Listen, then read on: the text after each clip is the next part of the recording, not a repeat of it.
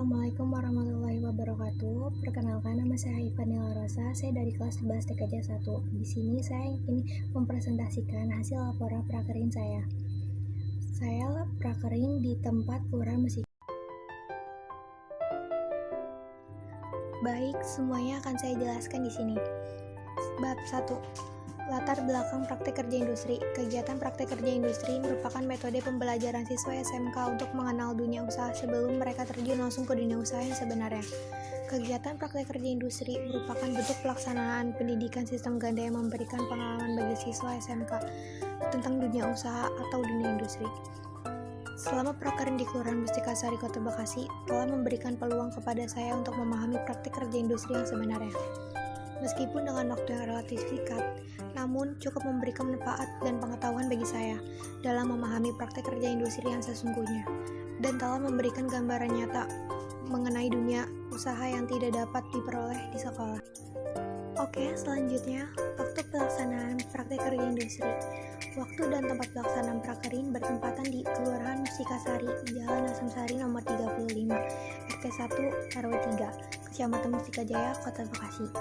Dimulai pada tanggal 30 November 2020 sampai dengan 25 Februari 2021 dengan jadwal dalam 1 minggu 5 hari kerja yang dimulai dari pukul 7.30 sampai 4 sore waktu Indonesia bagian Barat dengan memakai sesuai baju yang ditentukan pihak sekolah.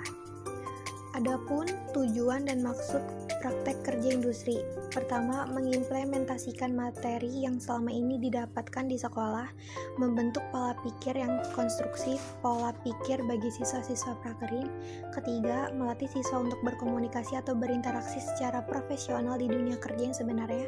Keempat, membentuk etos kerja yang baik bagi siswa-siswi prakerin.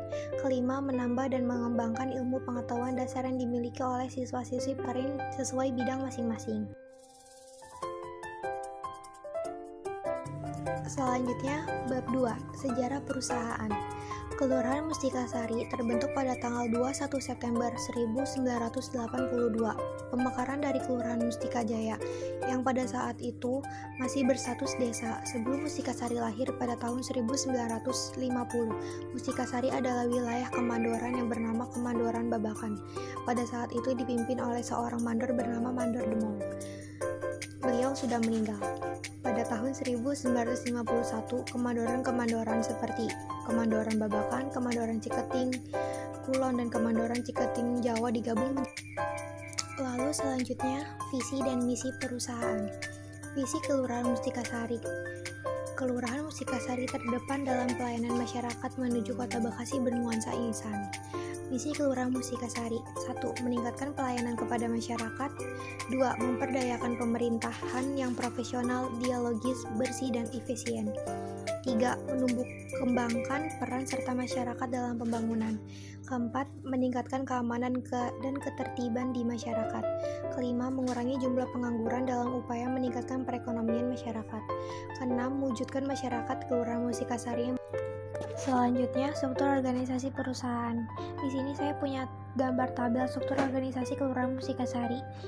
Di kedudukan pertama ada lurah, di kedudukan kedua ada sekretaris, di kedudukan ketiga ada fungsional atau LKB, di kedudukan keempat ada kasih pemerintahan, ketentraman, dan ketertiban, di kedudukan kelima ada kasih pemberdayaan masyarakat dan pembangunan, di kedudukan keenam ada kasih kesejahteraan sosial.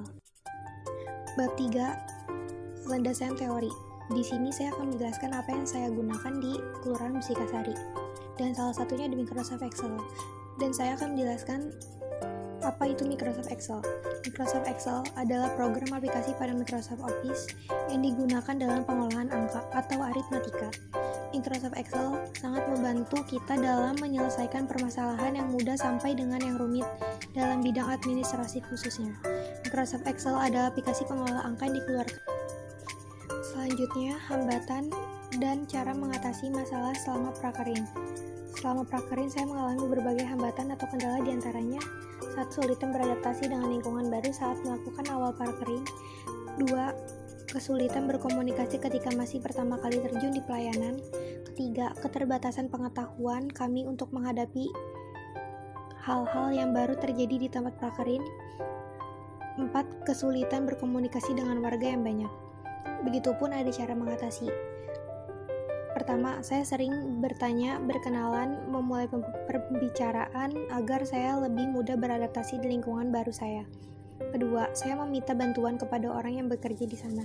Ketiga, saya memulai pembicaraan agar saya bisa lebih akrab dengan orang yang berada di dalam kantor. Keempat, saya mencoba dan mencari ilmu di internet dan bertanya kepada pembimbing saya. Bab 4. Kesimpulan. Setelah penulis melakukan prakerin di Kelurahan Padurenan, penulis mendapatkan banyak manfaat, baik itu pengalaman, pengetahuan, dan semua yang terkait dalam dunia kerja, sehingga penulis dapat menambah wawasan yang dapatkan selama ini. Karena hanya dengan praktek penulis dapat mengetahui seberapa jauh kemampuan penulis yang sudah dapat di sekolah. Sehingga suatu saat nanti, jika penulis memasuki dunia kerja tidak akan ragu melakukannya. Karena sebelumnya. Dan terakhir, penutupan. Demikian, penulis ucapkan banyak terima kasih kepada semua pihak-pihak yang telah membantu dan membimbing dalam pelaksanaan prakerin, khususnya kepada pembimbing sekolah dan kepada pembimbing industri. Semoga kebaikan Bapak dan Ibu mendapatkan balasan dari Allah Subhanahu wa Ta'ala. Begitu saja dari saya. Terima kasih atas waktunya. Wassalamualaikum warahmatullahi wabarakatuh.